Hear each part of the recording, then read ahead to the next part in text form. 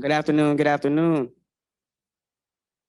I have the pleasure of introducing our next group. These three leaders in their respective communities have jumped right into their presentation. They're doing the West Tampa area. These three individuals have grabbed information through public records. They've grabbed information by holding events, partnering with Conan Barbecue, where they had a community event, and also got the perspective of the members and the residents of the community about their past, their present, and their future. How do they see West Tampa growing? What's needed in West Tampa, in the West Tampa area? So I'd like to start off introducing them with a quote by Colin Powell.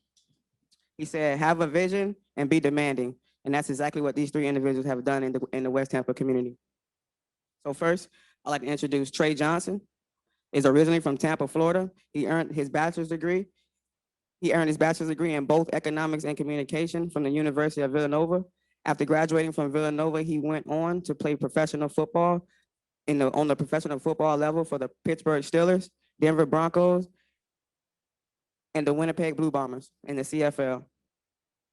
Trey is currently working for West Shore Financial Group as a financial representative. Kandice Stevens is originally from Brunswick, Georgia.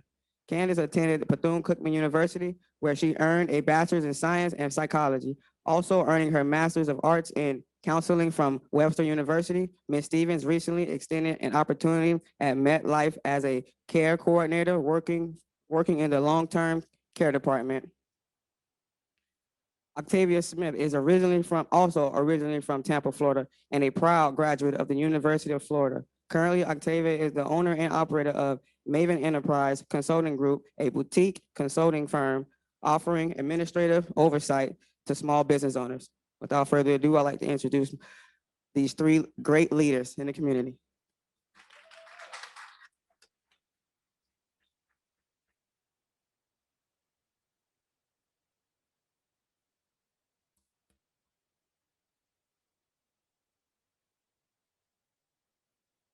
Good afternoon, everyone. First of all, good afternoon.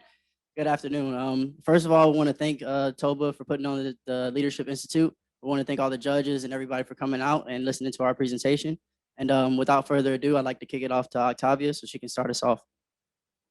Rick Casares, Clara Fry, George Edge, Robert W. Saunders, Lou Piniella, as well as Emiliano and Juanita Salcines. These are the examples of key figures of West Tampa's history, and they are represented on this mural that you can see, the faces of West Tampa. We are following after their footsteps in their leadership.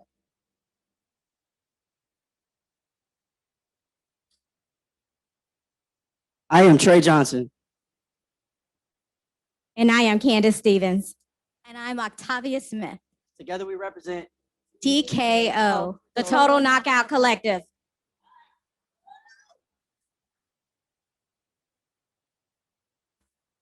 We are on a mission to ensure, like the visionaries we just mentioned, that existing residents are included in the enhancements of the West Tampa community.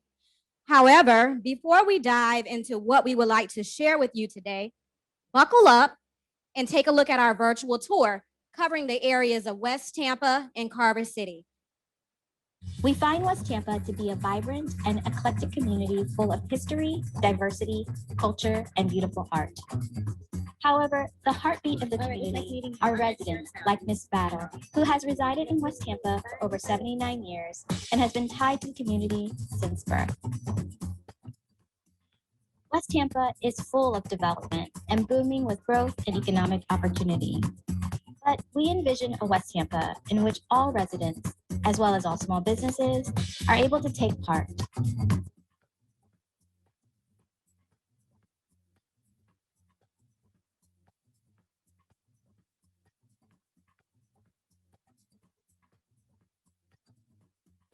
More affordable housing residences, such as the Mary McLeod Bethune, as well as the Renaissance, are creating stable housing options that the City of Tampa hopes will keep pace with the abundant demand.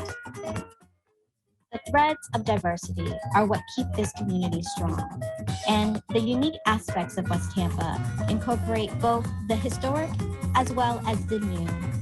such as the renovation of existing cigar factories that have been renovated to become both education centers as well as retail spaces. These education centers include the West Tampa Library as well as Kaiser University.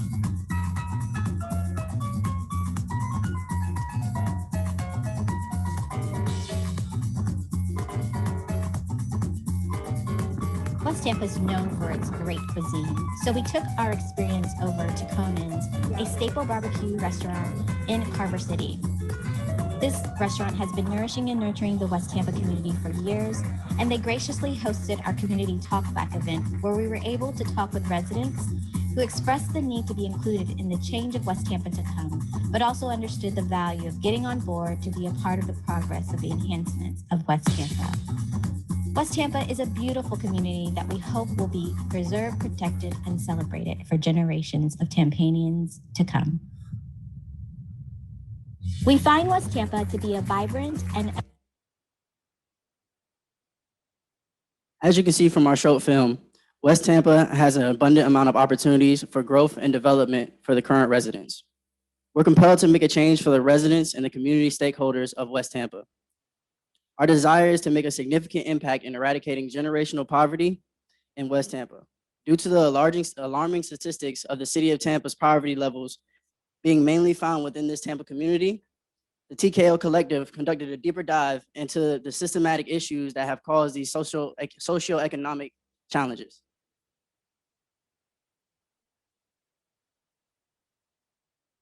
Food insecurity and housing instability are consistent challenges that are happening all across the nation. As you can see here, featured Senator Cory Booker and Sam Cater. These are both who have been talking about this issue and sounding the alarm regarding these alarming statistics and the effects that they have on socioeconomics for people of color. Let's take a quick glance at the city of Tampa by the numbers.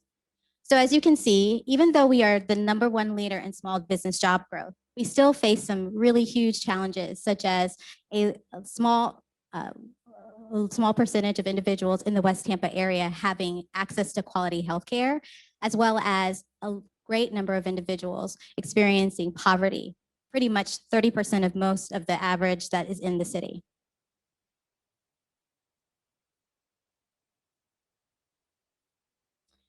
According to Point to Homes, the present total population of West Tampa is 24,384 people. This is only a feeble 6% of the entire population of the city of Tampa. Even still, it represents a majority of the percentage of statistics mentioned in the previous slide of those living in the city with poverty and without health insurance. Additionally, a great percentage of individuals who have not completed their high school diploma reside in the West Tampa area. Being that with West Tampa is so close to Armature Works, the new West River Development Project, and several great institutions, let alone downtown Tampa, we wanted to dive deeper into these statistics. So we identified several big problems, and we wanted to understand more deeply how we could make a change and an impact. So we addressed several civic leaders, and as well as individuals that you saw featured in our film today, Ms. Battle being one who is a resident of the West Tampa area for 79 years. Her story was interesting because she remembered and recalled how vibrant West Tampa was growing up and the diversity of the community that really kept everyone together. She even told a story about how her Cuban neighbor was the one who actually delivered her. So we also went to Conan's and had a community talkback event. We spoke with several residents, and one of the residents that we spoke with was Mr. Bell at the Conan's barbecue event. And he expressed that West Tampa was moving forward, but there were several people who were going to be left behind. And so we wanted to do our part in order to make sure that that community cohesion stayed intact, as well as provide opportunity, as well as stability for individuals who needed this particular type of support the most. And our Tampa City Council representative, Joseph Citro, couldn't agree more. His comment is that we need to make West Tampa a combination that celebrates both the silver and the gold, that we celebrate both the old and the new, continue to keep our heritage, but also continue to boom with economic growth, making that area a walkable area.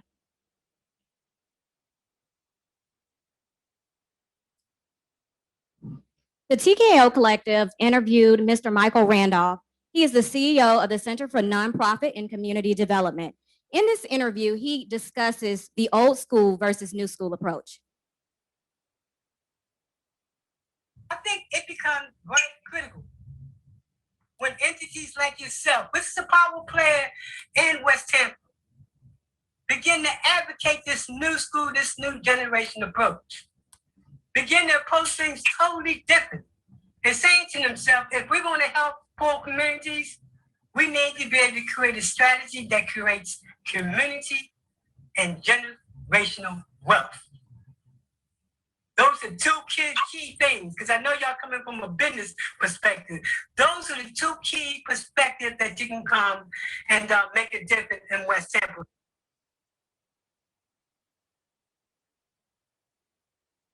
Mary E. Bryant's impact on the city of Tampa is absolutely immaculate. She was an extremely prominent teacher in the Hillsborough County Public Schools, ultimately earning the administrator role and having a school named after her, Mary E. Bryant Elementary. Interestingly enough, I actually went to Mary E. Bryant as growing up.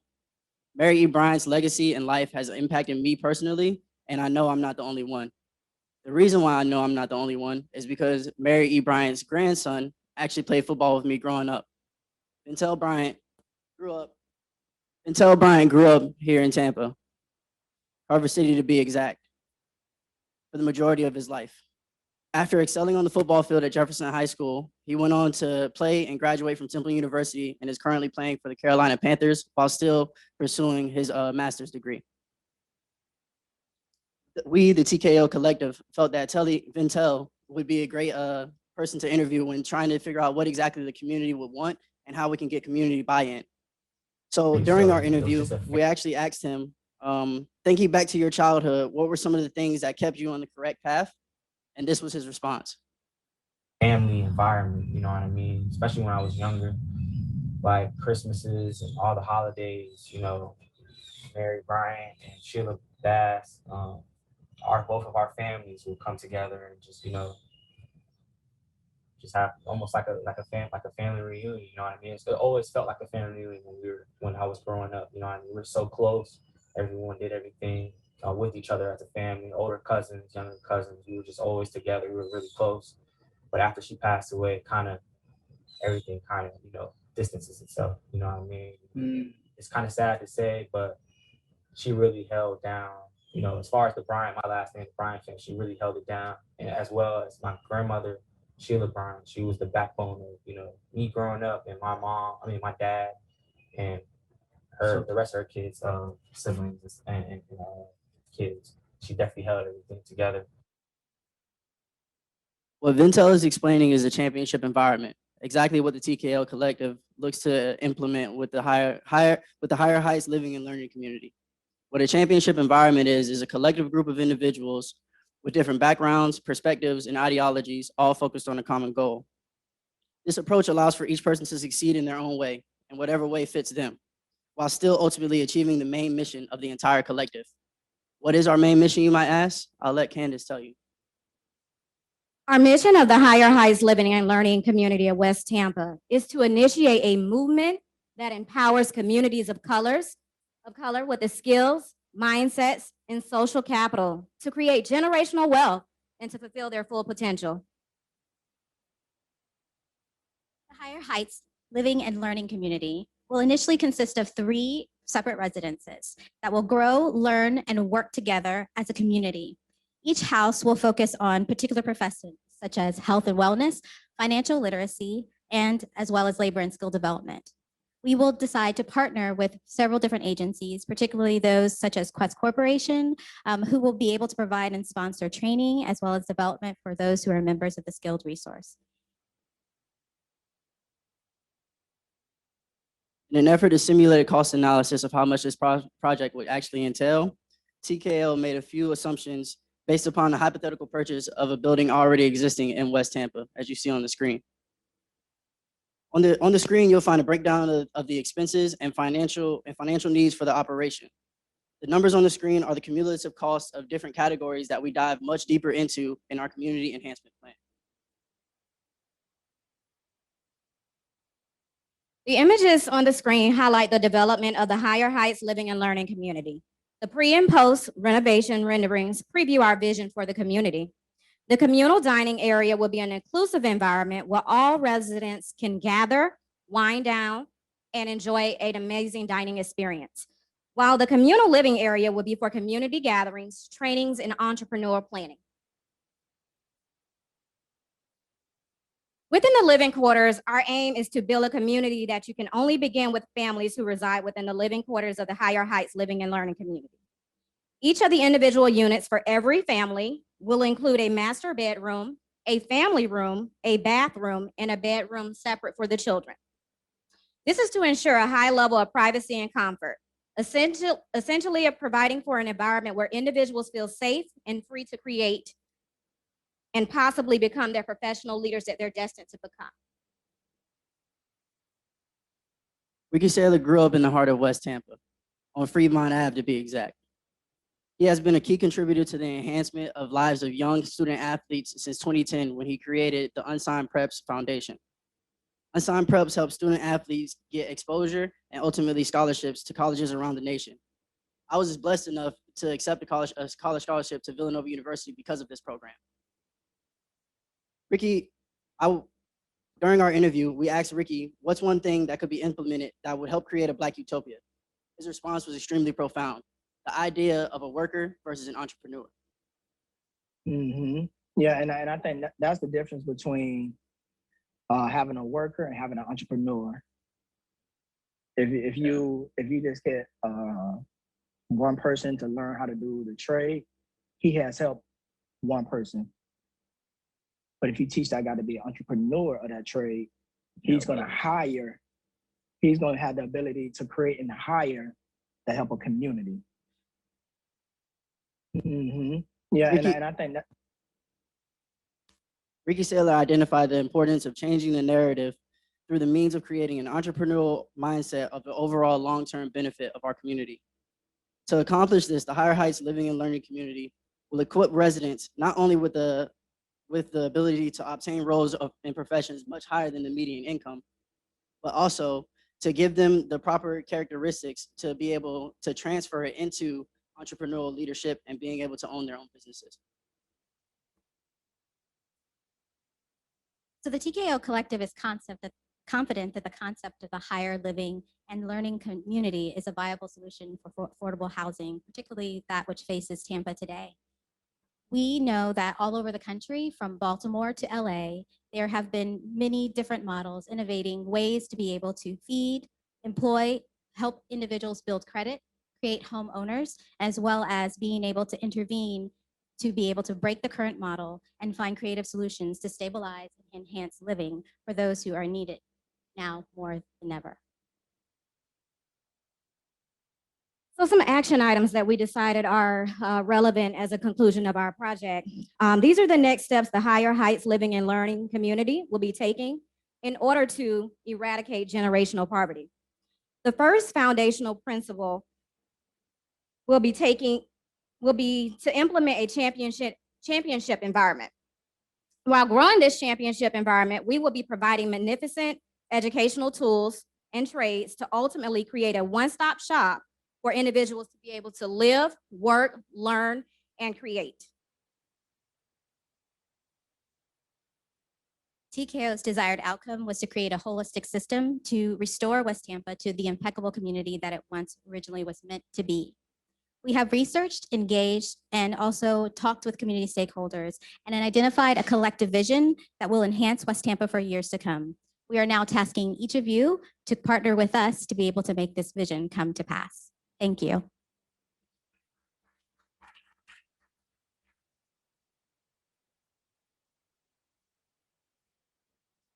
At this time, we'll open it up for questions for West Tampa.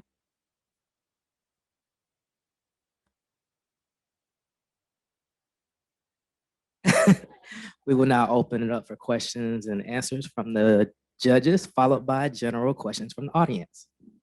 Thank you. Good afternoon. Great presentation. I like the idea of it being raising the bar of the expectations and hoping that people rise to that occasion with it being a championship environment.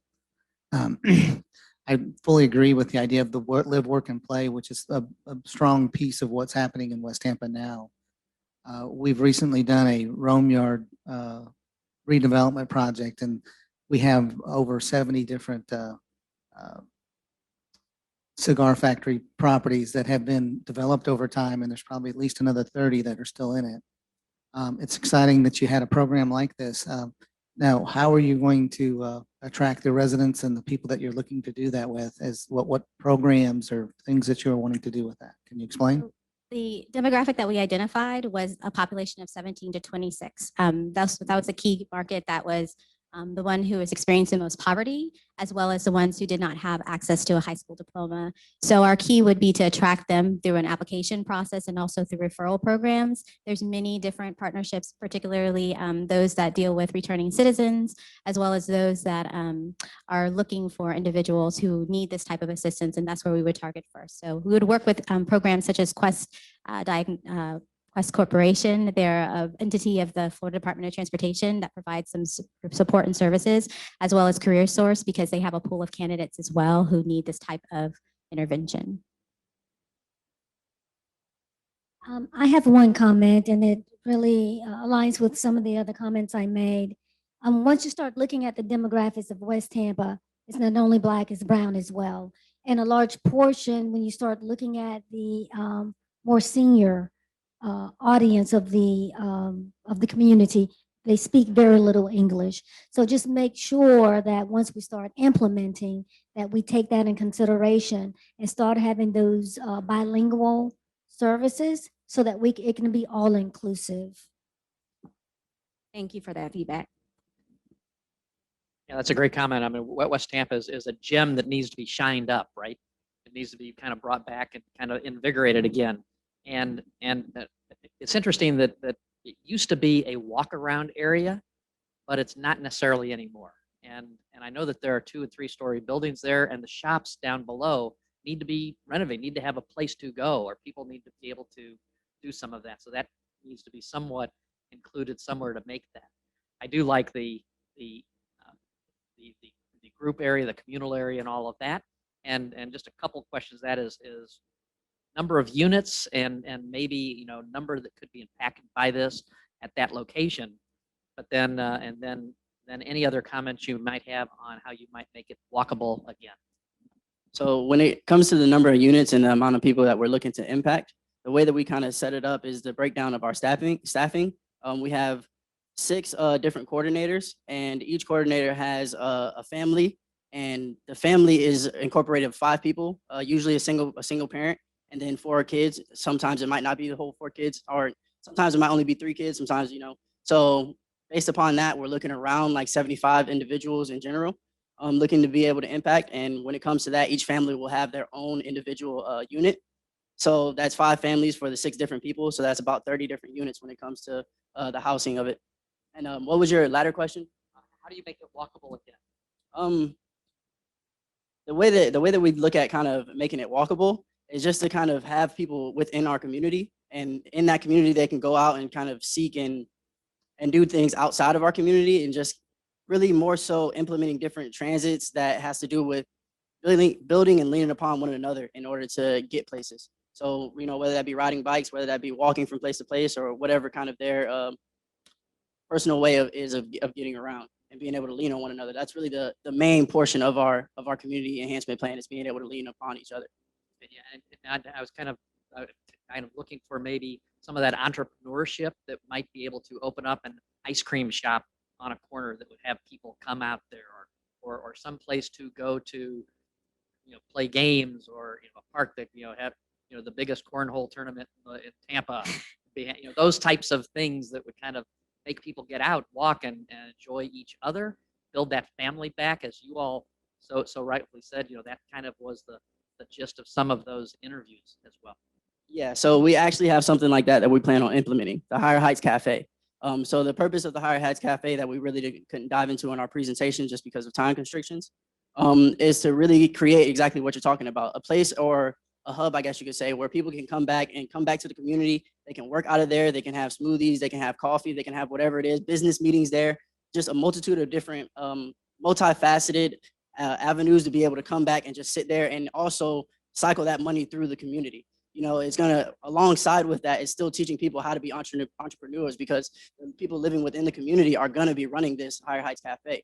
So not only are they, you know, being taught it in the classroom, but they're also learning it from actually being hands-on, because everybody's learning style is different. You know, the way that I learn is completely different from the way that somebody else is learning.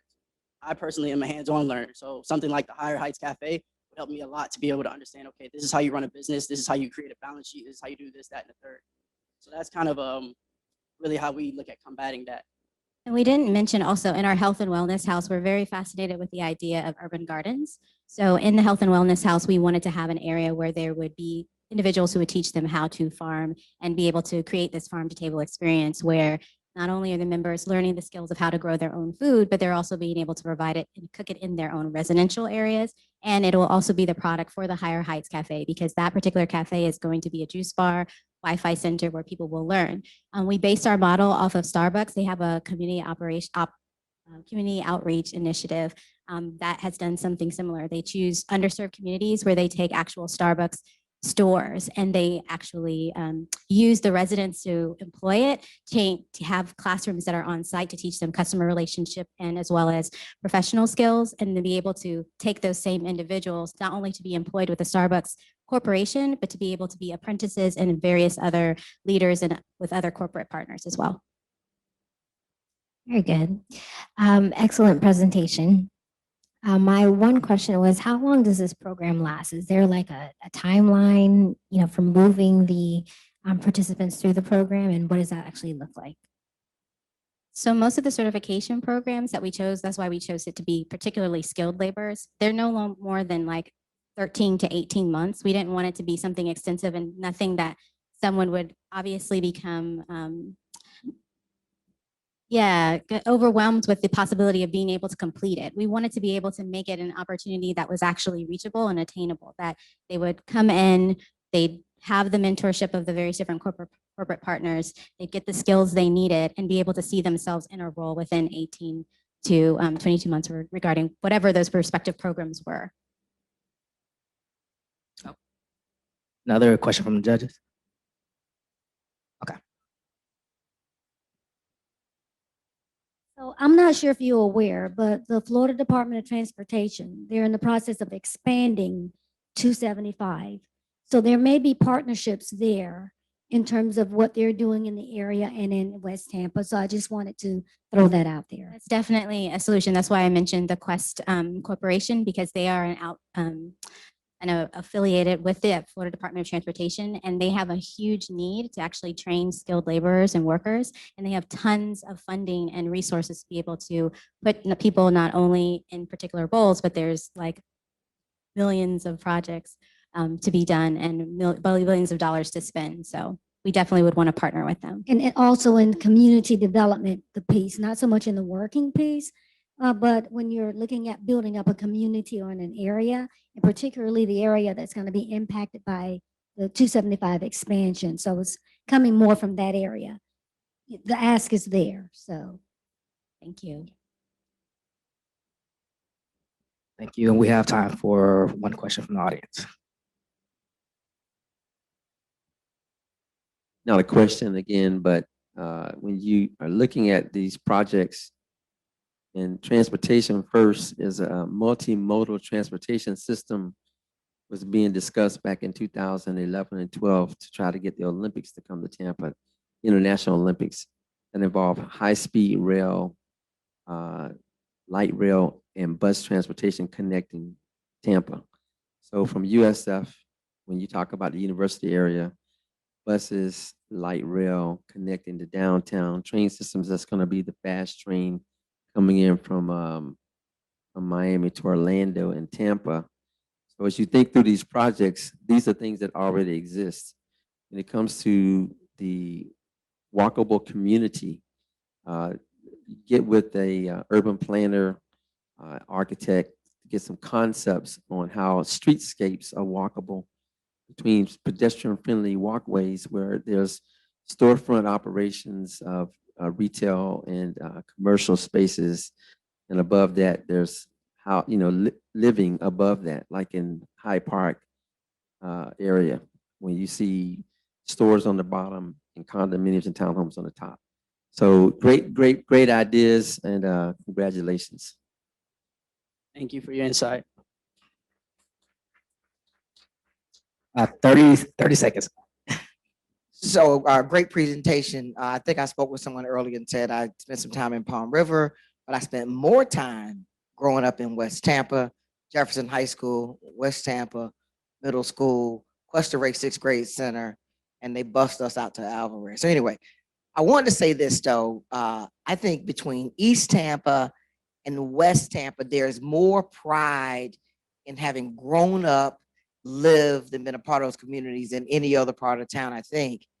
In the dynamic of the attraction of bringing people back, did you all consider how to capitalize on that affinity people may have to want to come back into those communities, and how would that be incorporated into what your project is going to look like? So when I spoke with Miss Battle, that was an interesting conversation. I wish I could have spent more time kind of showing that interview as well. She actually had been displaced when they did the whole redivision or redevelopment of that area where Mary McLeod and Bethune, as well as the Renaissance are. She was living out in the Fletcher community, somewhere out in that area. And she said, I miss West Tampa. West Tampa is where I was born. I've been here for 79 years. And she told that story to me about being delivered by her Cuban neighbor. And so she felt that the hardest thing about what was happening in the community was there was all of this property that the younger generation owned, and they were just selling it. They were just giving it away to development. So her question she positioned us that we didn't really get a chance to dive into deeper was, how do you continue to keep and make sure that these young individuals see the value in keeping the property and being able to continue to expand what's there? So our solution was just to capitalize on that 17 to 26 demographic, for them to take pride in the community that they were. Hopefully with the Higher Heights Living and Learning Facility, they will be able to come back as well as mentor others. And the idea is not for them to actually leave the community, but able to become homeowners, to be able to purchase property surrounding that area. Is that the answer? Even to add more into that, kind of with our interviews, we show people that are actually from the West Tampa area, knowing that they have pride. And Vincel is actually during our in our community enhancement plan, he actually says that he wants to come back after he's done kind of doing what he's doing and give back to the community. So that idea is already existent, but we just have to really give them something. And that was really our outlook of giving them and being able to provide different avenues and different routes for them to come back and be able to have business meetings out of the areas and be able to still produce and make it better while they're still coming back here.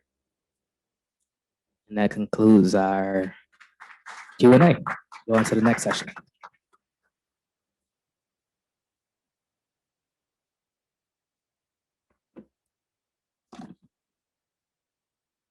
Thank you, Group 5, for a phenomenal presentation. Let's give them another round of applause.